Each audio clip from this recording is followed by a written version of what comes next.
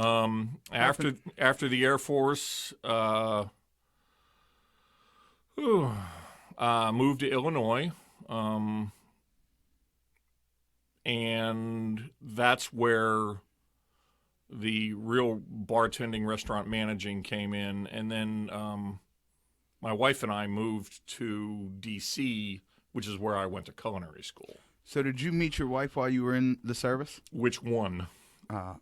The one that's currently plotting your murder. I guess I was unaware that there was multiple. My apologies. Yeah. Marriage and me are like golf. I like doing it. I'm terrible at it, though. Carl, you philanderer.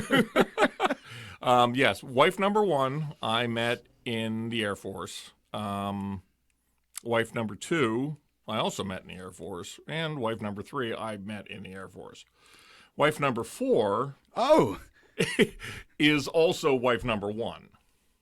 All right. Yeah, it came back around. And full circle. Yeah. But my wife, I was married to wife number three at the time, and we moved to D.C., and that's where I went to culinary school. Okay. So when you started, you said bar managing moved on to kitchen managing. Yeah. How does that work? I found myself, I would hang out in the kitchen more than being out in the front of the house. Mm-hmm. And the general manager at the time is like, I need someone to keep an eye on things back here. You like being back here. Why don't you just start managing the kitchen? I've always liked the back of the house. The joke that I tell people, and it's only partially not true, is that I like the back of the house because at least I can hate the same group of people every day. Okay. When you're in the front of the house, you have to learn how to hate new people every day. High turnover rate? Exactly. And not only that, the customers. When I'm in back, I can hate the servers, I can hate the cooks. That's the same group of people every day. Mm-hmm, mm-hmm. So liquor and hate is really the basis of all my cooking. I've never been a kitchen staff guy. It just something I never wanted to get into. Right. But I see, I'll say the trope of just like the guys in the kitchen just being miserable and hating shit, but coming to work every goddamn day. Yep. Yeah. It's very much like the military, actually. It's, you go in, you do your job. Whether you're coming in or not is never a question. Mm-hmm. You're coming in. Yeah. There's a structure, from the chef to the sous chef to the lead cook to on down. You know what? This is a good time to ask you that because I don't know what the hell that is. What is a sous chef? A sous chef, the sous actually means under. So a sous chef is the boss when the boss isn't around. Oh, I'll be completely honest with you. When I hear the word sous, I think of like a pig. Like, like that. And I thought they were connected somehow. I didn't know. I thought it was a special chef that like worked on certain things. No. Wow. It's just basically the number two. The understudy. Yeah. Wow. Now, if you're in a big enough. I'm sorry, Carl. You sous chefs are full of shit out there, confusing us normal people. Just say you're a chef.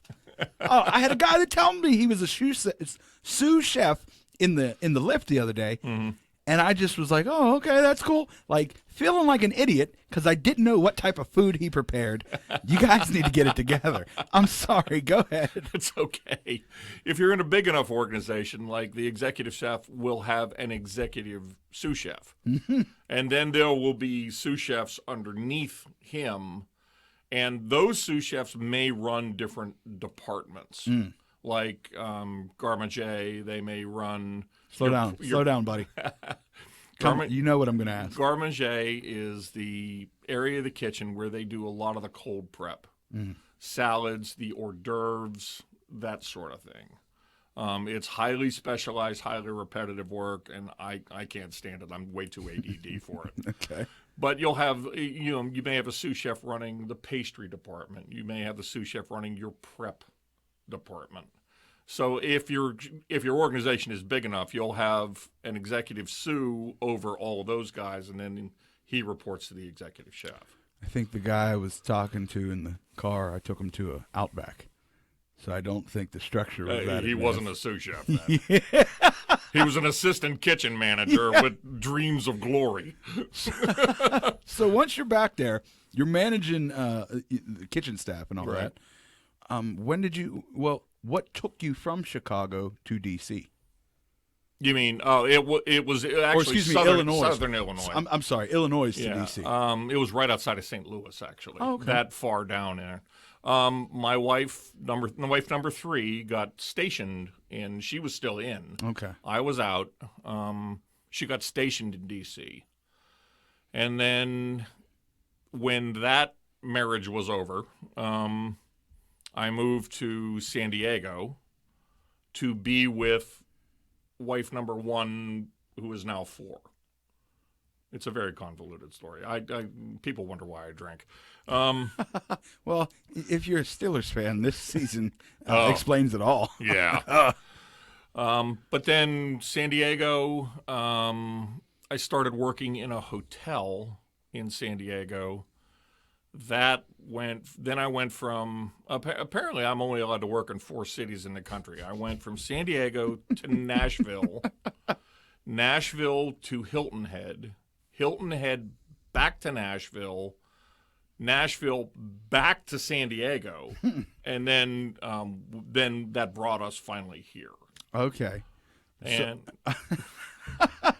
So your culinary, when you take, go to culinary school, how long does it take you? Because, when I first started comedy, I wouldn't call myself a comedian right, until someone finally said, "Oh, that guy's a comic," like another a peer. right.